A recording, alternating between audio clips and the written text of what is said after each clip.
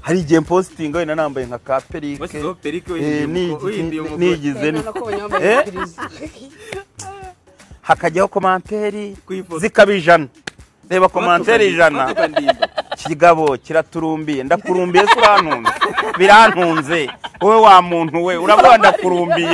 ndakurumbiye urantunze uri umugore wanjye urabana banjye kuko dufite uburyo tubayeho mu muryango ambwaho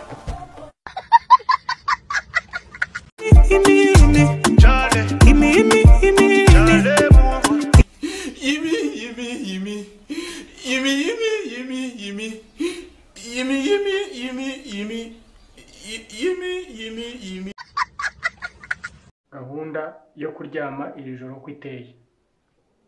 Saa 2 ni Gatogo, saa 3 ni Rufonsina, saa 4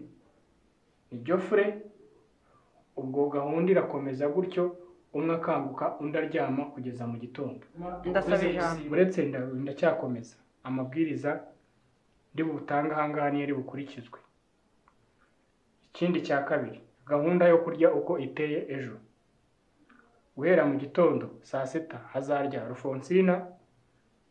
Uretse mu gitondo Gatogo nka nyir'urugo ni ngewe uzahera ku mushyushyu. Nzabanza ibiryo mbivugurure mbirye. Umva ngenda saba ijambo. Uretse gatoya. Oya kuki uhamanitse ku mushyushyu nta handi barakuvuga uretse gatoya. Mbereza ijambo. Oya niba ari umushyushyu uretse uraza ibyo umushyushyu turaza kubivuga.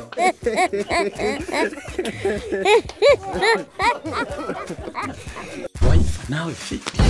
ngaru azana umuntu ungana kuriya koko gose pe naramukunze umutima wanjye ahubwo wanditsemo sanyu love akaza mu giti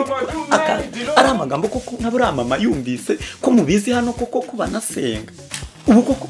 mama ngwe musuhuze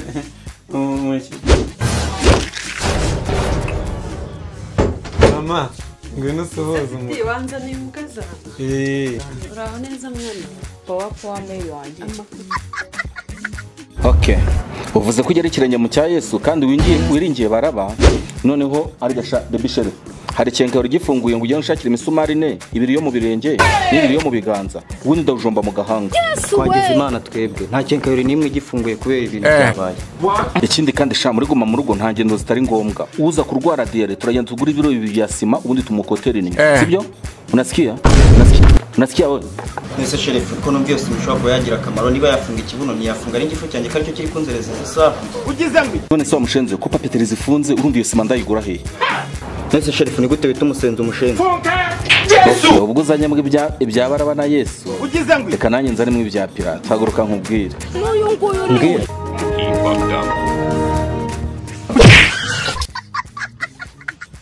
mama buja kamubaza akabazo ngubu kuno mbona ndamutse nkiza nkaba nk'umubosi wenda mvuge yuko bosi tumwice wenda yuko abaye umupfakazi kanimba yapfuye none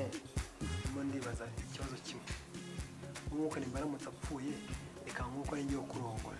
akubera umugore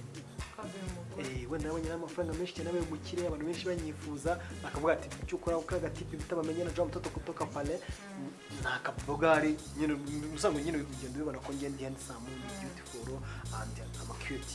noneho bikangomba yuko